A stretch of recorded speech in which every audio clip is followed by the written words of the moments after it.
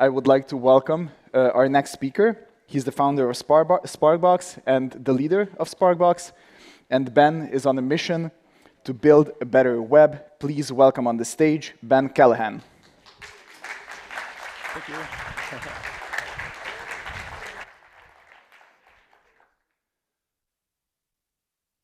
Start with a quick story. It was about seven and a half years ago that my company Sparkbox was approached by a very large online retailer to help with the responsive redesign of their product detail page. And this organization has many brands, and this single product detail page sold over $1 billion US every year, just this one page. And so we joined forces with their team, and we worked for an entire year on a single page. And at the end of the year, we had it tested, we had it very fast, and it was performing brilliantly. And we were very excited about the work, and our client was also very excited. So they asked us if we would continue working with them on the rest of the workflows on their website. And of course, we said yes, but we also said, hold on a second. And we looked back at the work we had done and realized we had been working very systematically. We had broken that interface down into its pieces and parts. And we said to them, if you can give us just a month or two, let us take this beginning of a very systematic approach and formalize that in some way. And that will help us to be better on the next few projects that we do together. And they were on board with this idea. So we spent the next few months doing this work, and then we dove into the next few workflows they wanted us to do. And with great success, we continued to spread that really excellent work around the remainder of their website. And after about another year of work, we had over a dozen folks, different groups inside of their organization that were using this systematic work we had done. And I felt that things were going really well. And then one day I got a phone call from this client, and they said, stop all of your work. And we were not a big company, and we had dedicated a lot of resources to this work. And this was the moment for me that I realized we needed to know a lot more about design systems. Our clients' needs were not something we had really paid that much attention to. And I didn't understand what was going on. And so that experience started me on a journey of research that we have been on at Sparkbox for the last 5 or 6 years. Part of that research is that each year we conduct an industry survey, the Design System Survey. If you just search for Design System Survey, you'll find this. I'll also share a link with this to this survey at the end. But we've recently published the results for 2022, and I'm very fortunate that as part of preparing each year for this survey, in order to keep it relevant, I get to talk to hundreds of design system professionals. I just reach out to them randomly on LinkedIn or Twitter and say, hey, my name is Ben, can we have a half an hour to talk? And I get to hear all kinds of great stories. And so what I share with you today, a lot of the things that we've learned come from this research. This research, as well as a lot of work that our organization continues to do with organizations that are interested in building a more systematic approach to UI design. Now, before I jump into all of the sort of research results and concepts that I want to share with you, I want to just harken back to one thing that Mina shared in the previous talk, which is that establishing a language helps us really respect the value of the thing, what that thing offers. And so before I dive into all of that, I want to make sure that we're all on the same page when I use those two words, design system. And so I think any good definition of a design system has to start with the context. Every organization is trying to do this. They're trying to connect their brand to a specific audience. And we do that in a ton of ways, lots of different ways. We sometimes print things and mail them out to people. Sometimes we spend all kinds of time and effort building a really beautiful in-store experience. Sometimes you'll be browsing on the internet and you'll stumble upon awful advertisements, or sometimes very good ones, maybe during a big sporting event. And of course, pretty much every organization these days has a major touch point of digital experiences, things like websites or kiosks or native applications. And this is one way that organizations are trying to connect with that audience. Now, in terms of context for design systems, I believe that those systems sit right in between the brand and the digital experiences that we're offering in hopes of really connecting to the audience. I think it's important for us to talk about this because it helps us to understand the inputs and the outputs of a system. And it also aligns the digital experiences that we build with the other touch points, those print pieces and the in-store experiences, because they're all rooted in the brand. So let's talk quickly about what makes up a design system. Design systems start with foundations, and the foundations layer is a subset of that organization's brand that's intended to be used in the design and development of a digital interface. The best design systems can clarify the brand in a way that really helps focus those guidelines down for the things that are needed for that interface work. And there are many areas that we can focus on in this foundations layer. I've listed just a few here, but there are dozens more probably. So in this foundations layer, we're offering a lot of detailed guidelines around why we think the way that we think. Now, after the foundations layer, we can add in another layer called the tokens layer. And this is a set of codified design decisions that are based on the understandings we've established in that foundations layer. The goal of the tokens layer is to take those concepts and express them in a way, or the word we might use is to codify them. And when I say codify, all I mean is that those design concepts are given a name and a value. An example might be color, and we might say that our primary brand blue is a specific hex value. And now, in our code or in our design or in our prototyping, when we choose to use that color instead of using the hex, we can use that token and know we're going to get consistent color values for that color. But there's also many things that we can tokenize, things like type and type stacks, things like the volume that we might want, or the timing of animations, spacing, elevation, opacity. Any single design decision can be codified in this way. Now, once we've got the foundations and the tokens established, we can create a third layer, which we call the core systems layer. And this is a set of building block systems that are used to solve common interface challenges. So one way to think of this is that if I codify a single design decision, I'm creating a token. But when I codify how those tokens work together, that's a core system. One example might be that if I have tokens established for spacing, perhaps margin and padding, then I could use those tokens to build a layout system.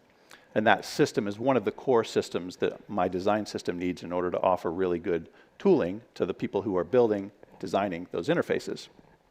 And of course, there's lots of different types of core systems as well. Things like layout, as we discussed, but also theming as colors change, and type scales and animation and iconography. Now, these three layers together are the innermost layers of the anatomy of a design system, and we call them the fundamental layers. These are what everything else is based on.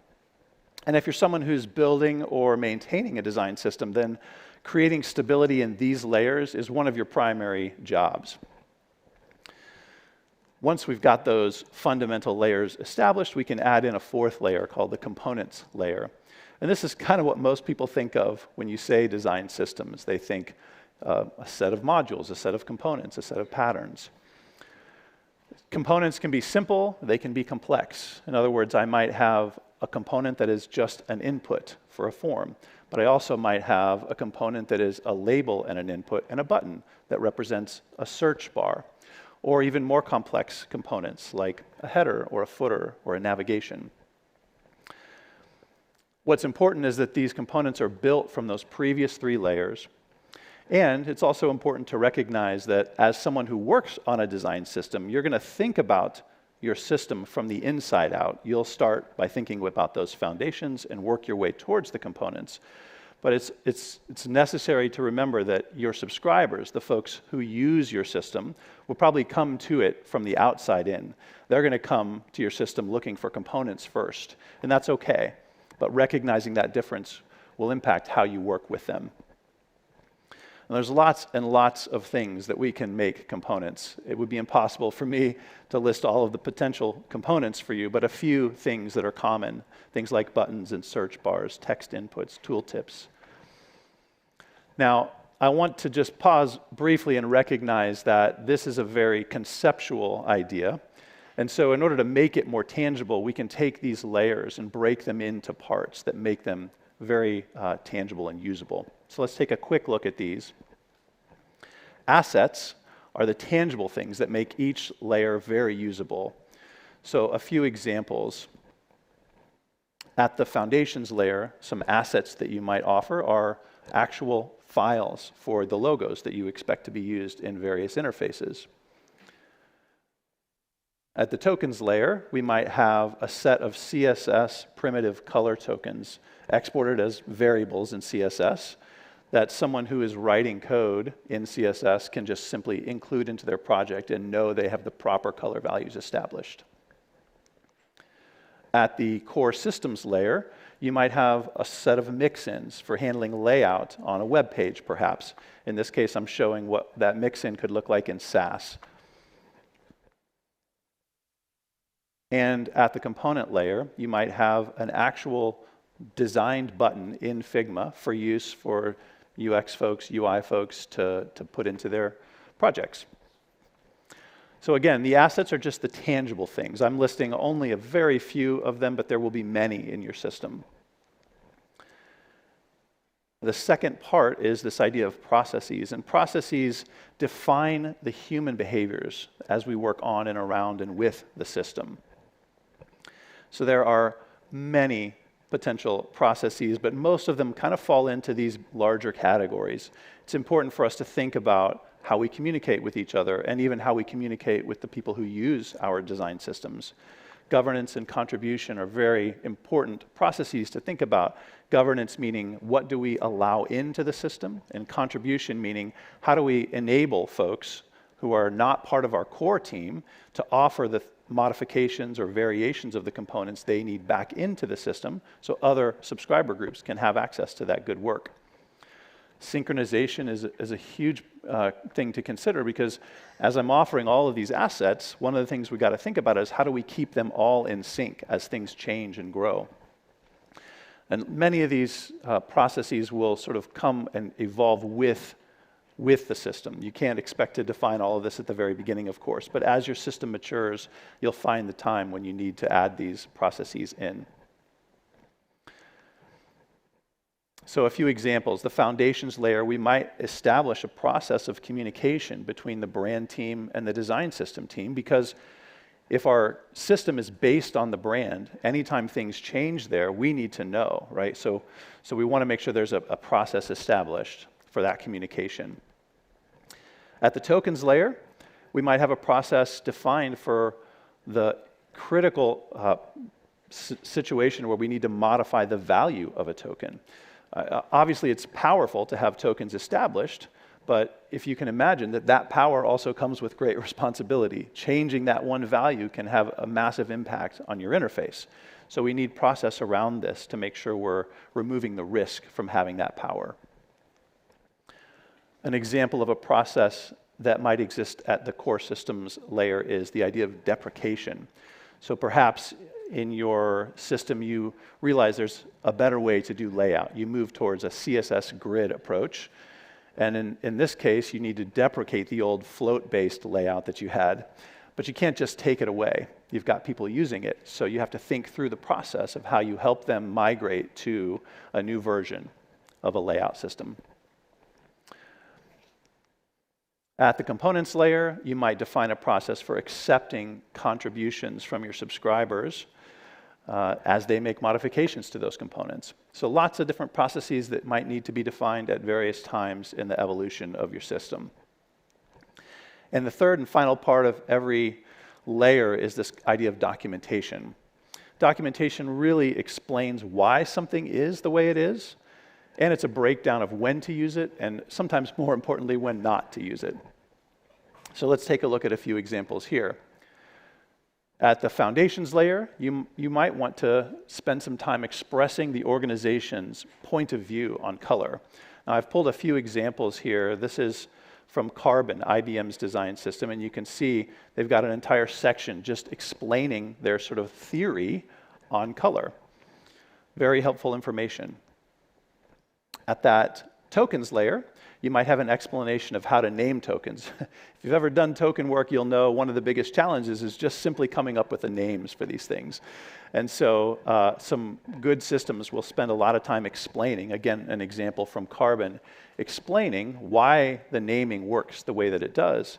What that does is it empowers anyone who looks at those tokens to understand what they're getting by every little piece and part of that name. At the core systems layer, you might have some documentation explaining how to use the theming system. These core systems can be complex in and of themselves, so they need documentation just explaining how to use them, how to onboard with them, how to put them into practice. And you can see an example of that again from Carbon. Just in this scenario, they're laying out how to apply the theming core systems that their design system offers. And finally, out at that components layer, you might have some documentation that breaks down the pieces and parts of a button, again, offering language for all of us to be able to discuss those pieces and parts. And you can see that here, again, on the Carbon example. So lots and lots of things will need to be documented. So altogether, I think this gives us a way to talk about our systems, to know that when we use these words, we mean the same things. That power in defining a language can create a lot of efficiency in our work. So that all is just the introduction. I just wanted us to have the same language. So now what I would like to share with you is some of the things that we've learned in our research. And I'll present that in this format of the design system maturity model that has four kind of main components. There are the 4 stages of maturity that we'll cover. There's this concept of origin stories, which greatly impacts how your system matures. And then I want to offer to you just 2 quick frameworks, one for how to mature and one for maintaining stability. So let's dive right in. We'll start with those 4 stages of design system maturity.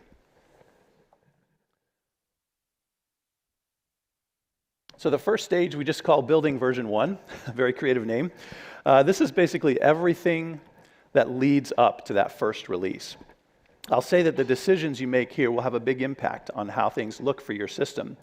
And this stage can vary widely depending on a lot of different factors. Really, the focus here is on digging into the brand. It's on discovering the right scope for your first version. And of course, finding partners throughout the organization with the goal of building something that's really valuable for your subscribers. The second stage we call growing adoption. And this begins as soon as you release that first version. Once that first version is live, everybody has the same question. Does anybody want to use this thing, right? And so this is really where you start to recognize you've got people who are using your system. You have to figure out how to support them too. And you're constantly prioritizing your work here to make sure that the stuff you focus on is the really important stuff. Really, once you've reached that critical mass of adoption and made it very easy and obvious to adopt, you start to transition into stage 3. And stage 3 we call surviving the teenage years. There's a whole new set of challenges here. At this point, you've got a lot of people using your system, and what you'll see is that with those addition of subscribers, with lots and lots of users, comes all kinds of interesting problems.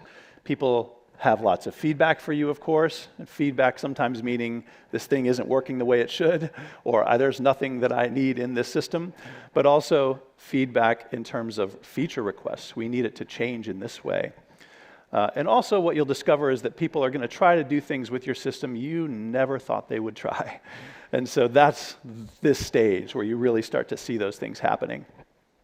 Oftentimes, this is where organizations are really thinking about contribution and governance and putting those sort of more collaborative processes in place. The focus here is really on building a product mindset, and we'll talk a little bit more about that in a moment. Stage 4, we simply call evolving a healthy program. And this is when your system has become a fully realized product, but the focus now shifts to sustainability and growth.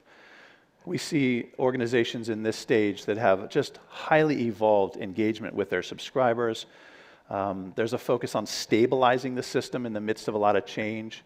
And that system team can oftentimes take a place of leadership where they're mentoring product teams and helping them understand the best processes and methods for doing quality interface work.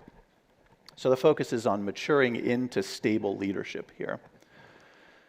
Now, every organization has different experiences here, and in all of those conversations that I was having with folks who are design system professionals, I was looking for the patterns, and for a long time, I didn't think I could identify what these stages would be in a way that aligned with everybody.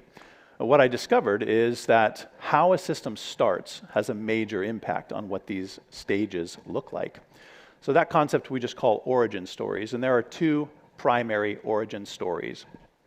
The first is top-down, and that means that executive leadership was very involved, aware, and actively supportive of that first release. And the second primary origin story is grassroots, and that's really when executive leadership just didn't know it was happening. So let's talk a little bit about the differences between these two. With a top-down origin story, there's a lot more visibility. Because leadership is involved, they're going to have expectations on what that looks like. So you might have a typical process of design and development sprint that's happening with the work. A lot more visibility, the expectation to report on your progress. Oftentimes there's a formal budget. Sometimes there's a sanctioned team, even if it's partially dedicated, perhaps 25, 50% of a few folks. And the scope in the context of a top-down origin story tends to be very broad, because oftentimes the conversations we have with leaders to get them on board are saying, we can create consistency across multiple products. We can have efficiency for many roles. And so leadership comes to this with an expectation that it's going to be impactful across the organization, which means it's broad in scope. And of course, leaders are involved, everybody's tracking everything, so there's a lot more pressure in a top-down origin story. Now, the grassroots is kind of the opposite here. There's a lot less visibility. There's oftentimes an informal or no budget. Many times people are just doing this over their work lunch. Sometimes they're doing it in the evenings because they feel they have a problem and they want to solve that specific problem. And this work, in their mind, will make their job easier. Oftentimes, the team is not sanctioned because nobody even really knows it's happening. The scope tends to be very narrow, and that's because that individual or one or two folks who are doing this work are really solving their own problems. So their focus is on a very deep solution, but it's only in that discipline oftentimes. And the pressure is just not there, right? Because it's their own little side project, there's not a lot of pressure from leadership. Now, if you happen to be working on a design system now and you're looking at these and thinking, well, we had a little of that and a little of this, and that's actually pretty normal. And that's because these two origin stories are really two extreme ends of a spectrum. And I find it most easy to kind of think about the origin stories in this way. The differences between a top-down stage one and a grassroots stage one are going to be very noticeable. But as the system matures, the differences between these two types of origin story become more subtle. And the goal, actually, is that by stage 4, the differences between a top-down and a grassroots system are often indistinguishable. Now, neither of these paths are right or wrong. In fact, we hear oftentimes a story like this that's sort of on that extreme top-down approach. We also hear sometimes paths through maturity like this that are on the grassroots extreme end. But it's not uncommon for me to hear something like this, where it starts grassroots and then somebody's boss's boss's boss hears about it, gets really excited about it, and starts pushing money in that direction and saying, we need to do this faster. This is going to help the entire organization be better. So there's lots of paths through maturity. And if you take a moment, you could sort of do the work to put yourself in this path, to draw your path through. So now I want to spend a few minutes discussing one of the two final frameworks that I'll share with you. This one is called How to Mature, and it's actually very simple. In all the conversations that we've had, we've learned that there's three things you have to always be focusing on with almost every task that you do in design system work. Those are education, engagement, and evolution. And by educate, what I mean is more of a one-way interaction. This is a chance for you to explain to people inside the organization why this work is important, to cast a vision for it. It's really about creating that shared understanding of what a design system is. But when we talk about engagement, what we're looking at is more of a two-way interaction. This is you involving other people in the work. This is establishing those collaborative norms up front. So you might be learning from your users, doing some research, as we just heard about. You might be giving them a say in how things evolve. It can be lots of different methods, but really you're focusing on gaining support and getting them to engage with you and help you do the work. And then finally, evolution is kind of what most people think of when they are laying out their tasks. And this is just evolving the system, right? So you might be focused on iterating your documentation or creating a new set of assets for a different discipline. But those are things that are like tangibly moving the system forward in a very visible way. And one of the most common problems that I see in our client work is that an internal team will focus on only one or two of these, but they'll leave one out completely. And that actually creates a lot of challenges as the system matures. So it's important to remember all three of these must be involved in almost every task. And I wish that I could tell you, all you got to do is these three things in educate, these three things in engagement, and these three things in evolution, and you'll move to the next stage. But of course, it's not quite that simple. I kind of think about it like this. It's just sort of a cycle that you're always doing. And over time, what happens is you'll find that you've moved into another stage. So now we can actually take these three very simple ideas and kind of layer them over top of our stages of maturity. And I think it's important to look at it in this way because this model is an additive model. And what I mean by that is that everything you do in stage one around education, engagement, and evolution is critical for that stage. But once you move to stage two, you have a new set of tasks in each of those areas, but you can't stop doing the stuff you were doing in stage one.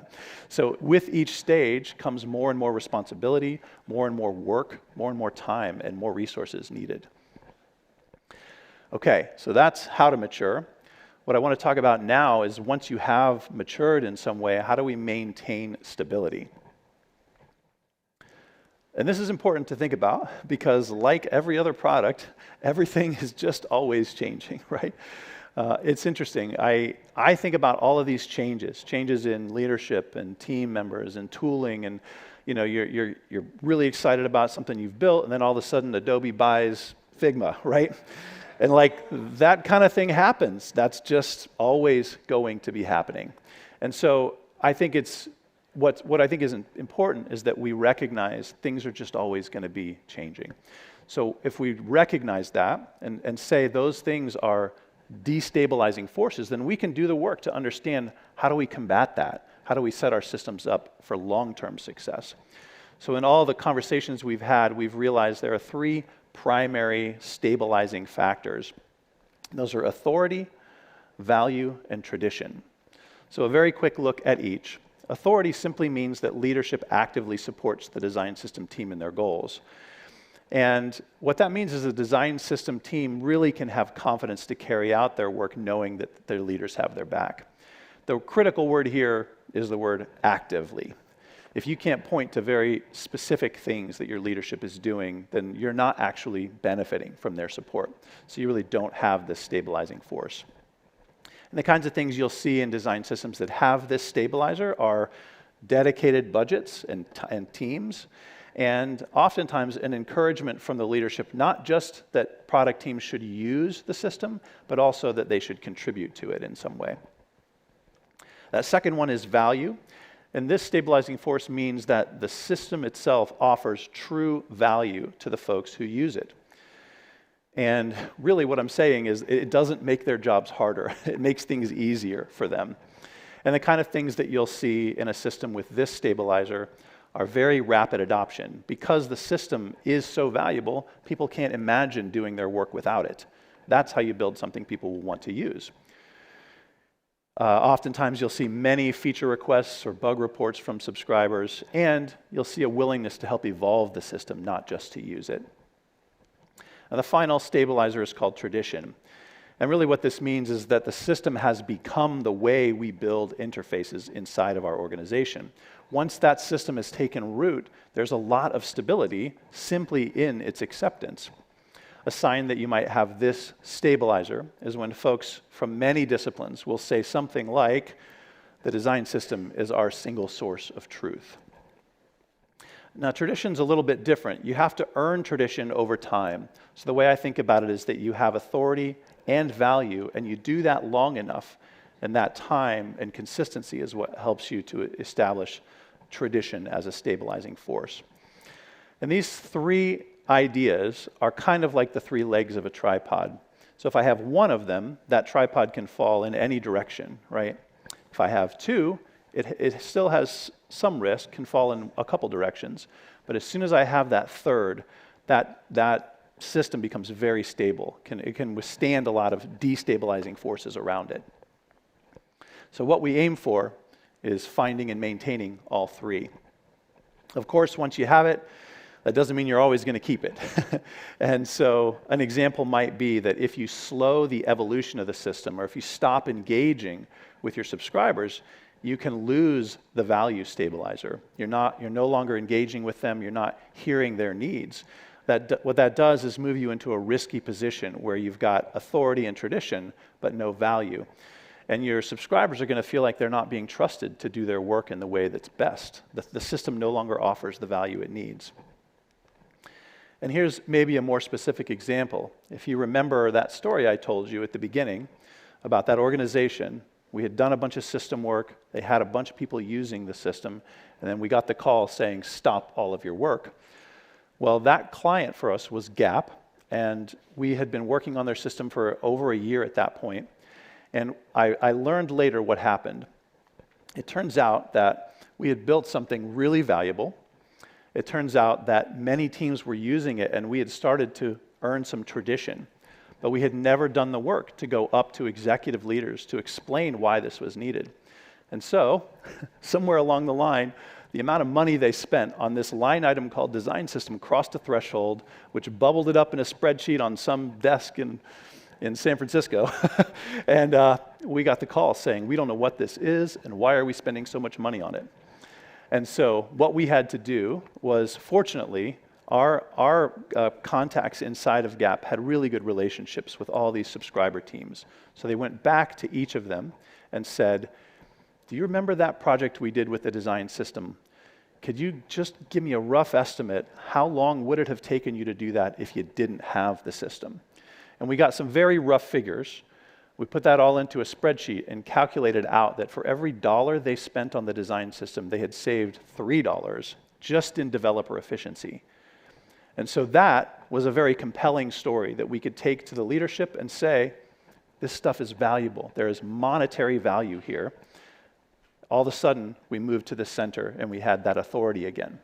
And that created the stability that means their system is still going strong and we're still working alongside them to help build it. So altogether, this gives us a way to create stability in our systems that enable a more sustainable approach to the work. Okay, I've covered a ton. There's a lot more to each of these. I love to talk about this stuff and would be very happy to do that. I'll leave you with just a few resources quickly as well. I mentioned the survey. So I'll share out these slides, but here's a link to the survey results from this year. We've also conducted a few studies, one of which I think is really interesting to read that kind of proves the efficiency benefit of a design system. We've created a design system calendar that just on your Google Calendar or whatever you use, it'll just drop a little reminder and to try something a little different, oftentimes with links out to interesting resources, just to kind of keep you on your toes in the way you think about systems. Part of the job doing this work is being a good salesperson. And so I get the opportunity to do that a lot of times inside of our client organizations, helping them take that message up. So I've written a lot of the tricks that I've learned that have worked well in that sales process for design systems. This article has some interesting ideas around metrics as well, so that would be a good resource if you're interested in that. My organization does consulting and gap analysis on systems, so if you have a system and you're not sure what's going on, we're happy to help you with that. And the maturity model that I shared, we've developed an entire assessment around. So this is free. You can go here and take this. It takes you only a few moments, and at the end, it will share a ton of resources that is customized based on the way you answer these questions to help you mature in a really good way. I've also made a tiny form for you if you're interested in connecting with me. I'd love to hear your stories. I really would. This research only gets better as I have more and more contact with folks doing the work. So feel free to reach out to me here. Or if you have feedback on the presentation, or if you have a different idea about how your system has matured, I would love to hear that. And none of this would be possible without the incredible team that I get to work with. You can see all of their smiling faces at sparkbox.com. Thank you for listening.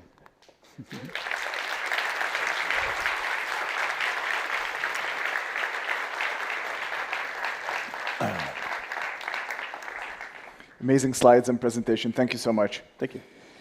We have time for 2 questions, Okay. actually. So let's kick it off. If anyone has questions, feel free to catch Ben during lunch or in the afternoon if we can't make it.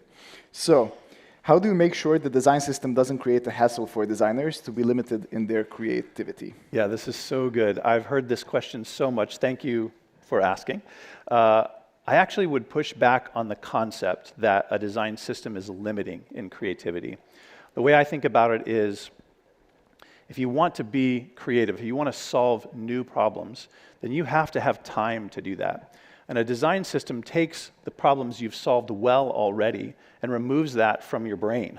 So you're not every moment thinking about the same old problems that you've solved over and over again. So what I would suggest is that before you jump into building a system, you think about what is it we want to do with the gains we get by being faster in the work. And in this way, you could say, in this case, if it's creativity, if it's innovation you want your designers to have, then make sure that you know up front, as we get faster, we're going to fill that extra time with something specific, like more time to solve the real big problems. So I don't think it's a limiting factor. Design systems can be very flexible. They can be enablers, not restrictors. Amazing, thanks. And another one, what's your favorite open-to-use design system? Oh, man. It's hard because most of our work is creating custom systems for clients. I think there are really interesting solutions out there. I'm a fan, of course, of Carbon. They've done an incredible job, just really. If you look at the way the brand and design language connects into the work they've done with Carbon and their interface patterns and things, it's really quite brilliant. So I use that often as an example, but there's so many other good ones. I'm trying to think of a few off the top of my head. There's a company that does HR work that does a really good one. I can't remember the name right now, but I'll send a tweet out with that in it. There's tons of the big ones, but if you go to a lot of the vendor tools now have lists of their clients who are using their tooling. So for example, Zero Height has a page where it lists out all the different organizations that are using Zero Height in their system. And that's a really good way to find ones that are maybe less well known. There's so many good ones. So yeah. Thanks for the answer. Yeah, cheers. And last but not least, can we get the slides? It's a classic question. If you can, then please share it with the organizers and they will distribute it. I'll do that for sure. Amazing. Thank you so much. Thank you all so much.